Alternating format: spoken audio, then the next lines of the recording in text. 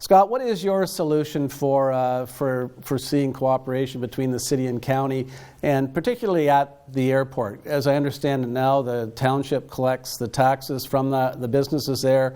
The city and county promote it through their economic development office, but the city invests in infrastructure and has done that. What do you see as being? Is it working the way it is now, or does that airport need to come into the city, as some people think? What are your thoughts on that particular piece of property? It's interesting because Dianne and I had a fantastic conversation on it, and a lot of the problem is, as I see it, that's occurred over the last decade to 25 years, has been a misconception of what taxation is, and it goes back and forth. And you read it. I saw a KPMG report that stated where it's just under $500,000 of revenue, so you understand where the city councilors come. But in actual fact, the township gets $94,000 annually from the airport in taxation, and the county is about $47,000.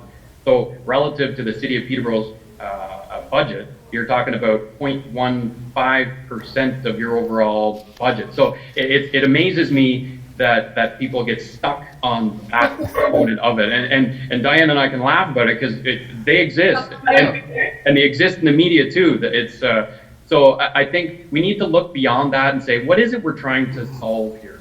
Truly, for the betterment of the entire region, what can we do? If it's a money issue, we put it out there from the township of Cavan. Obviously, I can't speak on behalf of the county. Just Dianne can't speak on behalf of her council. But you know what? If it comes down to $94,000 as the deal breaker, put it back on the table as an investment into regional economic development at the airport. Done. Does that resolve the issue? I don't know any other issue other than $94,000. It seems to be the $1 million question. Well, Scott, I'm glad I raised that question because, and the reality is that the businesses out there lease their properties as well, which is an impact.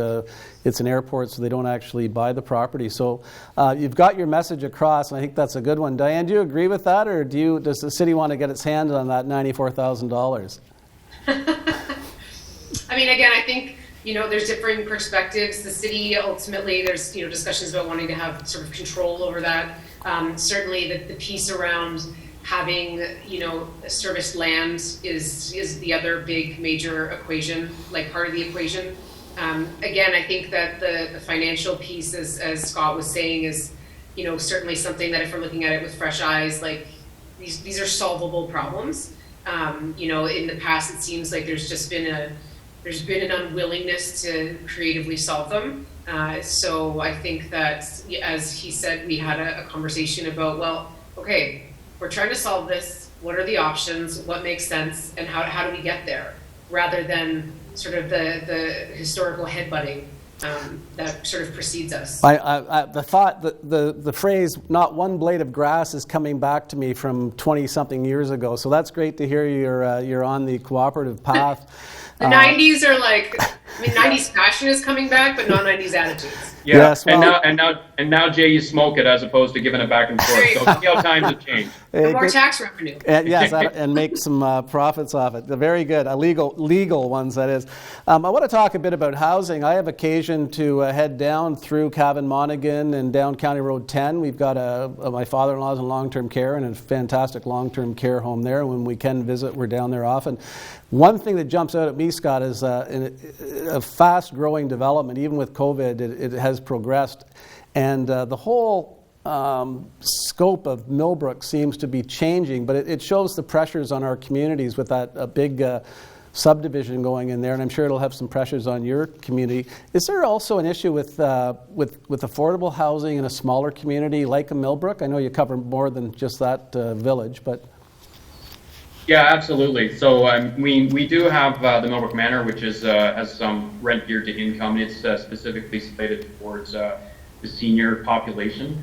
But I mean, that alone has a 10-year waiting list just to get into that facility. But there's all kinds of specific housing issues that exist within our community on the affordable housing. You take a look at that subdivision, 345 homes, and I don't think you touch a home in there for under $500,000. So it's well outside the reach of not only the seniors that wish to retire on something that's affordable, but also the entry level of the younger residents that wish to stay here. So we're dealing with that. We're dealing with the unavailable condos or rentals, apartments, etc. So, I mean, extends well beyond just the affordable housing. That's certainly a key component to it, but just the whole housing in general. So it's a big issue, absolutely. Does the Peterborough Housing Corporation have any properties in Cavan Monaghan? Dianne or Scott, are you aware of that? The Millbrook Manor is one that's... That's part of that, is it? Okay. All right. Hey, I want to talk, I'm going to go to Dianne first, and we're going to loop back to something you brought up, Scott, and we won't keep you past 8 o'clock so you can get the blades on. But Dianne, before we talk to Scott about his new community center and arena, where are we on Peterborough's Twin Pad and Recreation Center downtown? Where do you stand? Where do you think our next ice surface should be going in Peterborough? Well, so, I mean, I didn't support it when it was proposed to go at Trent for various reasons, and it's not going at Trent. And so the latest, look at Morrow Park, I think, is the most feasible. It's central. It's, unencumbered by some of the natural, features that we've had to be wary of in other places. We already own it. And so that's what we're currently looking at as the most likely option. And I believe, I don't know the exact date, but I'm pretty sure sometime in Q2, staff are going to be bringing a report about how we might finance that to actually start moving forward with it, because it is, we're a growing community, as is Millbrook, and we know that people travel from one to the other to use these facilities. So it's something that, we could, we should have, and we're focused on it, and we'll keep pestering the provincial and federal governments for some help with that too. Excellent. Now, Scott, but nicely, I won't do it on Twitter, don't worry. Scott, can you give us some advice? Your center was announced. You were in the middle of seeing some of your revenue moving with the casino. It got built. Now, it's a lot smaller scale than what the city's looking at, but have you got any tips or advice on how a council can move forward with a project? And again, that's a property we passed going down County Road 10. It looks beautiful. I haven't been in it yet, but I hear from Dan Malta it looks awesome there. And tell us a bit about how you got that up and running and built so quickly, and what the city of Peterborough could possibly learn from that. Well, I'd love to take all the credit for it, but at the end of the day, it starts with incredible staff getting behind the project and getting it moving. So I can't speak loud enough about our staff, how they got behind the project.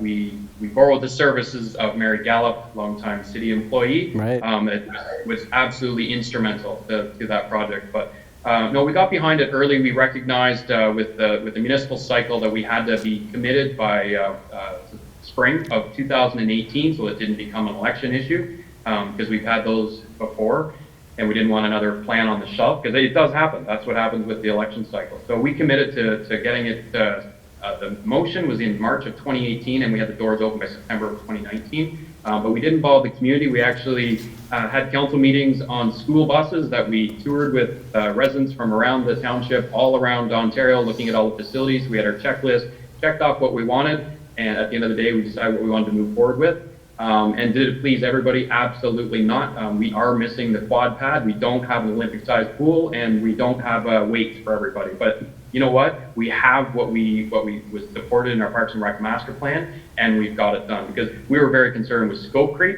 And at the end of the day, it never ends. You'll never get a building if you're trying to please everybody. So, yeah, focus on that Parks and Rec master plan, what you need, and get her done.